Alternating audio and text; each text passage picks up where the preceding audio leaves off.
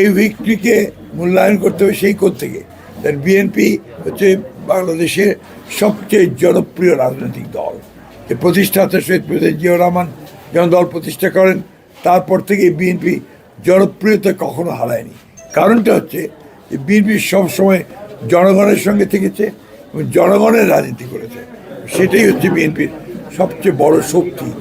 একটা কথা মনে রাখতে হবে আমাদেরকে, যে বিএনপি কোনো ক্যাডার বেস পলিটিক্যাল পার্টি না, BNP is a mass base political party.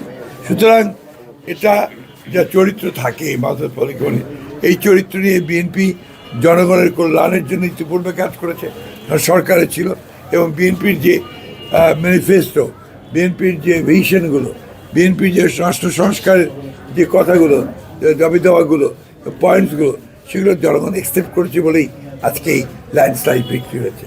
জামাতে ইসলামের এই উত্থান, এটাকে আমরা কীভাবে দেখি, এটা আমি বহু আগেই বলেছি যে দীর্ঘ 15 বছর ফ্যাসিস্ট শাসনের ফলে এটা হচ্ছে একটা বিজ্ঞান, এটা আপনাকে পলিটিক্যাল সায়েন্সের একটা অংশ। যখনই গণতন্ত্র চাপা থাকে, তাকে যখন বাঁধ আটকে দেওয়া হয়, তাকে কণ্ঠরুদ্ধ করা হয়, তখন অন্য উগ্রবাদী শক্তিগুলো মাথা তেড়া দিয়ে উঠতে থাকে। এবং সেটাই এই দেশে ঘটেছে, যেখানে আজকে যেটুকু উত্থান হয়েছে জামাত ইসলামের, that is because of Awami League, তাদের যে দমন পীড়নমূলক যে শাসন এবং বিরোধী দলকে ফাংশন করতে না দেওয়া, তাদেরকে ইলেকশন করতে না দেওয়া, যার ফলে আজকে এটা হয়েছে। বাট আমি অত্যন্ত কনফিডেন্ট যে বাংলাদেশের জনগণ ইতিমধ্যে তাদেরকে রিজেক্ট করেছে, বিএনপি 2/3 মেজরিটি পেয়েই গেছে। জনগণ তাদেরকে আবারও সুষ্ঠু, সৎ এবং কল্যাণমূলক রাজনীতির মধ্যে দিয়ে সমস্ত অপপ্রবণতাগুলোকে রুখে দিতে সক্ষম হবে।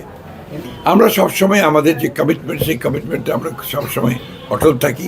আমরা বলেছিলাম যে ফ্যাসিস্টদের বিরুদ্ধে যারা রাস্তায় যুগপৎ আন্দোলন করছেন, তাদেরকে সঙ্গে নিয়ে আমরা নির্বাচন করেছি এবং তাদেরকে সঙ্গে নিয়ে ইনশাআল্লাহ আমরা